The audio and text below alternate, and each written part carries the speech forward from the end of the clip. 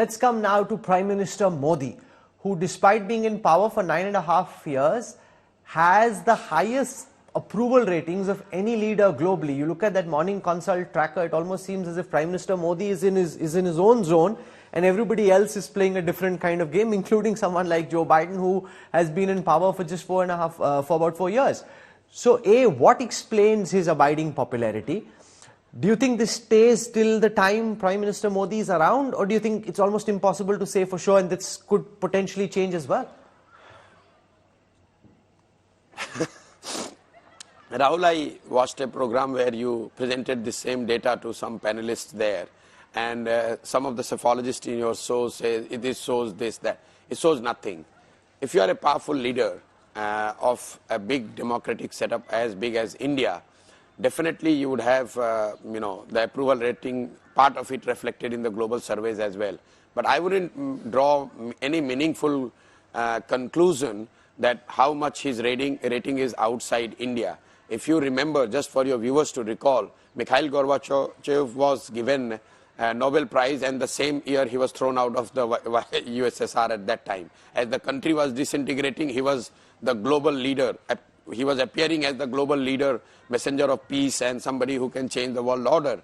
And he was thrown out in USSR. And I think Mr. Modi would know it better than anybody else, all of us, that these global ratings means nothing. His ratings in India is something which you should take note of.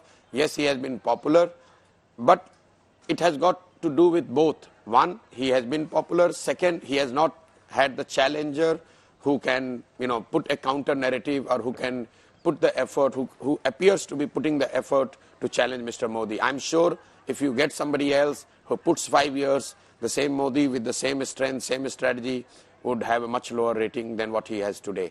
A lot of people, I can tell you with my experience, in 2014 when people went to vote for Mr. Modi, a lot of people thought and really believed that this is the man who is going to change India fundamentally, and he is going to transform everything what Indians are suffering from. In 2019, a lot of those people again went and voted for Mr. Modi, but their chatter was, okay, he's trying, at least he's making an effort, he's a hard-working guy, his intent is right, let him give him another 5 years. When this time people will go and vote, what I sense is people are saying, okay, yes, he has not done dramatically very different things, he has not changed everything, but at least he is better than the others. Who is there who is better than him? So the data is already, data and perception is already tilting. It's just that you are not noticing because there is no formidable challenge to him. But there is one data point I want to highlight just to buttress the same point what I have just said. In 2014, if Mr. Modi would have given a call, even in local panchayat elections, people voted on the call of Mr. Modi, the local bodies election, the Vidhan Sabha elections, and that is reflected in, but now I don't think he has got that kind of charisma. It is reflected in the vote, the data, because you're talking about data between 2014 to 2019. In all assembly elections put together, BJP's underperformance was close to 3 percentage point, meaning whatever they got in the Lok Sabha, in Vidhan Sabha they got 3 percentage point lower. But between 2014 to 19, their underperformance is now high single digit. In many states, the BJP vote share in Lok Sabha versus Vidhan Sabha, their difference is 10-12 percentage point. That is showing that while people are still voting for Mr. Modi, they are not taking his word or his appeal to voters to vote for a political party or a leader as the gospel truth and as something which they want to follow blindly.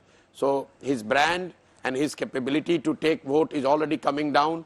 Data, the beauty is you want to interpret it the way you want to interpret, you can always put it that way. But I see his popularity going down. He is no longer as formidable as he was in 2014. But yes, I still say he is still at the pole position. He still has the lead, primarily because there is no significant anger against him.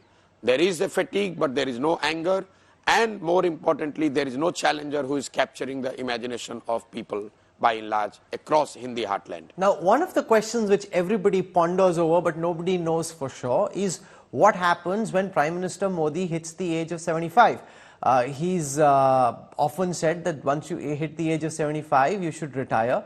However, if he does win his third term, he'd be midway through his third term, and there are conspiracy galore, theories galore in the BJP RSS circles of whether he'll give up what he's doing, head off to Kedarnath or some such place, or whether he'll stay on because he's been voted to power and continue till the end of his term at least. No one knows for sure, but I want to know what you think. Well, Rahul, you knows it. I know it. The whole India knows it. He's going nowhere. If he wins, he continues to be the Prime Minister. No rules applies to him, not of this kind of rules. So this is like just a, a living room chatter. Sometimes people entertain themselves with this kind of fancy ideas. I do not see Mr. Modi leaving the chair so long he is voted by the people of India. Okay. Be it 75 or 80. How do you see the issue of a post-Modi succession? There's a lot of chatter. You spoke about drawing room conversations, etc. How do you see that potentially play out? Well, on succession, nobody can make a second guess. All of you, whole of India, all your pundits, surveyors, political analysts could not predict the succession in the states like Madhya Pradesh, Rajasthan. How do you expect any one of us to have an idea of who is going to succeed Mr. Modi? First of all, it's a little bit too premature. But one thing one can say for sure is the directionally which side it's going. If you look at, and for that you don't need to be a political analyst, just look at the BJP's leadership trajectory over last 20 years. It was Vajpayee and Mr. Advani. Vajpayee as a liberal face, Advani as a conservative face or hardliner. Then it became Mr. Advani and Mr. Modi. Now it is Mr. Modi and Mr. Shah. So directionally they are becoming a bit more closer to what they claim and they have their ideology is. So I see somebody, whoever replaces Mr. Modi, would appear to the large section of society a much more hardliner Hindutvawadi than what Mr. Modi is. Interesting. You're saying the direction is very clear in my mind. That is where we are going. You're saying that it seems certain from your perspective that whoever comes is likely to be more hardline, more pro-Hindutva than Prime Minister Modi. That's your sense? Not sense. I can say this with all conviction at my command. This is going to be the trajectory. I do not see BJP having anyone in the leadership position of the party who would appear to be more liberal than what Mr. Modi is. Okay.